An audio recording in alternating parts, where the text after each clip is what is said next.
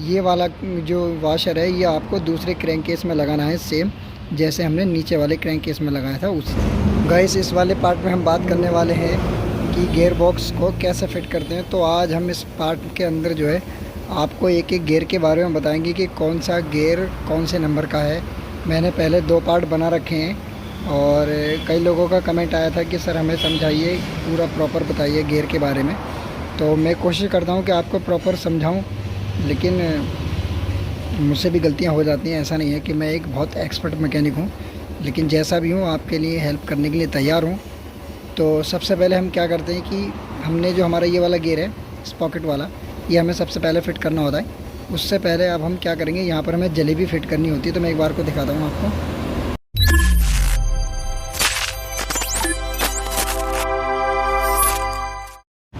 और इसको जो है जलेबी नहीं बोलते हैं लोग, नॉर्मल भाषा में इसको जलेबी बोलते हैं, लेकिन इसका जो असली नाम है वो है कैम प्लेट।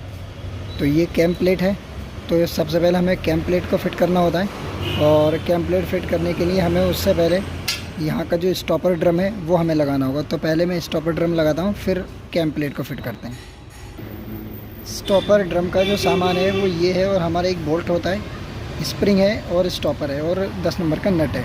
तो हम इस बोल्ट को लगाने से पहले यहाँ पर थ्रेड लॉक लगाएंगे ताकि ये खुले ना, क्योंकि ये जहाँ पर भी हमने टाइट करना होता है प्रॉपर ही टाइट करना होता है, उसके बाद में इसका कोई ढीला टाइट नहीं हो सकता। तो पहले ही हम इसको पक्का टाइट करेंगे और थ्रेड लॉक लगाएंगे इसमें। तो मैं यहाँ लगा के इसको टाइट कर लेता हूँ, और हम थ्रेड लॉकर भी रॉयल एनफील्ड का यूज़ कर रहे हैं। मैं एक बार आपको दिखाता हूँ, ये रहा। तो इसको मैं लगा के फिर टाइट करता हूँ। तो कैम प्लेट लगाने से पहले हमें जो है स्टॉपर लगाना होता है, और स्टॉपर कुछ इस तरह से काम करता है। अब हम कैम प्लेट को लगाएंगे।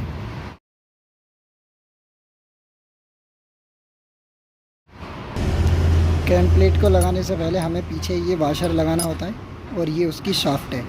तो मैं इसको लगाता हूँ तीनों सामान के लिए, फिर आपको दिखाता हूँ। कैम प्लेट की स्पैंडल को लॉक करने के लिए यहाँ पर ये किस तरह से रॉड लगती है, ध्यान से देखेंगे आप ये रॉड। तो इस रॉड को यहाँ पर लगाना बहुत ज़रूरी है, नहीं तो ये रॉड है ना, हमारी जो शाफ्ट है ये लॉक नहीं होगी, तो ये उसको लॉक करती है। मैं इसको लगाता हूँ और पक्का टाइट करके आपको दिखाता हूँ। कैम प्लेट लगाने के बाद हम जो है किकर शाफ्ट को लगाएंगे, जो हमारी किकर शाफ्ट है उसको हम लगाएंगे। तो मैं एक बार दिखाता हूँ आपको। ये हमारी जो हमारी किकर शाफ्ट है, तो इसको हम ये कंप्लीट होती है। अगर हमें इसका डॉग चेंज करना होता है तो हम यहाँ से इसको ओपन करके इसका डॉग चेंज कर सकते हैं, और अगर हमें नहीं करना है तो हम इसको सीधा यहाँ लेंगे और इस तरह से इसको हम सेट कर देंगे। ठीक है।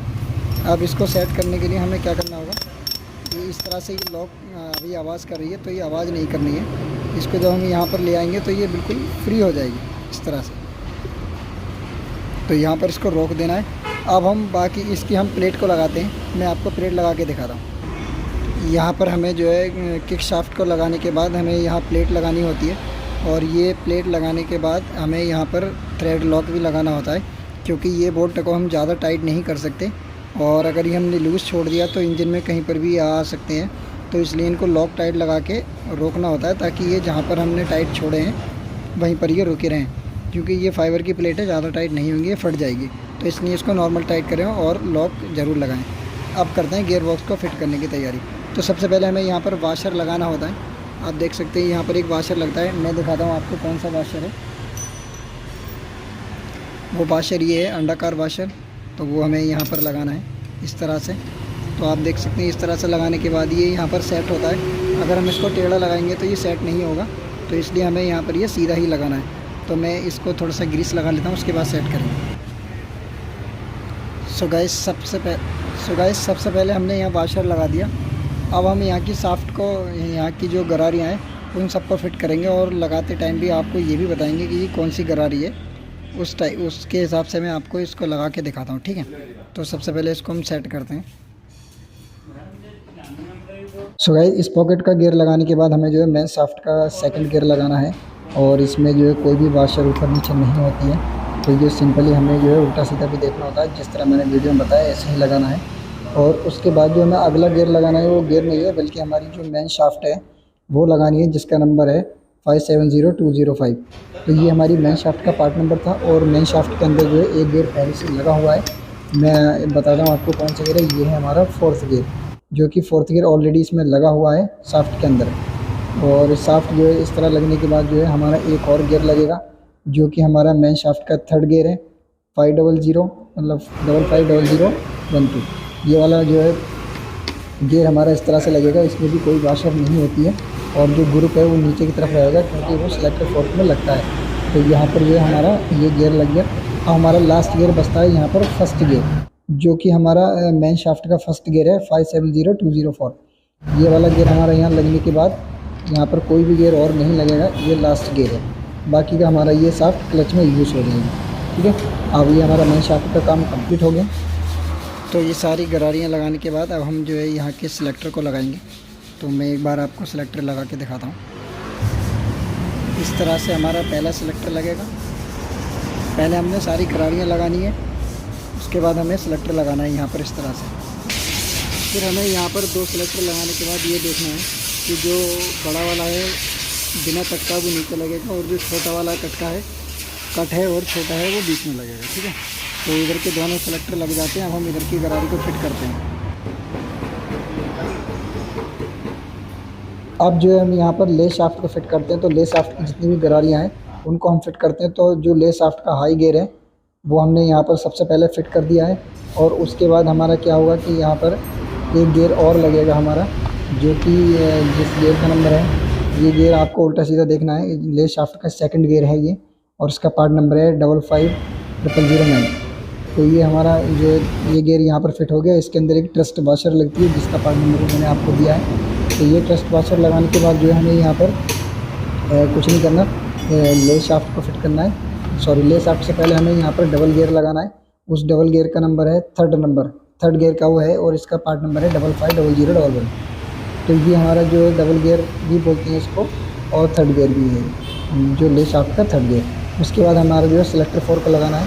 तो सिलेक्टर फोर्क का आप जो है बाद में भी लगा सकते हैं, गियर बॉक्स कंप्लीट करने के बाद हटा के, या फिर पहले भी लगा सकते हैं। तो मैं जो करता हूँ वो यही करता हूँ कि लगातार जो है जितना गियर फिट हो गया उतने के सिलेक्टर फोर्क लगा दिए। ठीक है, ये लगाने के बाद हमें यहाँ पर जो है ले शाफ्ट को फिट करना है। और मैं एक बार आपको ले शाफ्ट का पार्ट नंबर भी दिखा देता हूँ। वहाँ पर है हमारी ले शाफ्ट का पार्ट नंबर। और ये लगाने से पहले क्या करना है, आपको जो सिलेक्टर वाले में ये तीनों चेक करनी है। तो ये हमारी ले शाफ्ट है और ले शाफ्ट का नंबर भी है 550216। तो ये हमारी ले शाफ्ट है और जो सिंपल आपको ले शाफ्ट बाद में इस तरह से लगा देनी है। उसके बाद हमारे यहाँ पर एक और वाशर लगता है, छोटा वाशर, जो कि लास्ट वाले गियर से नीचे लगता है। तो ये वाशर लगाने के बाद जो हमारा एक लास्ट गियर बचता है, लास्ट गियर है ले शाफ्ट का फर्स्ट गियर असेंबली। ये लगाने के बाद यहाँ पर कुछ नहीं बचता है और हमारा जो है यहाँ से गियर बॉक्स कंप्लीट हो जाता है। उसके बाद जो हमारी जो सिलेक्टर फोर्क की शाफ्ट है हम इसको लगाएंगे और ये इसका नंबर है 5500।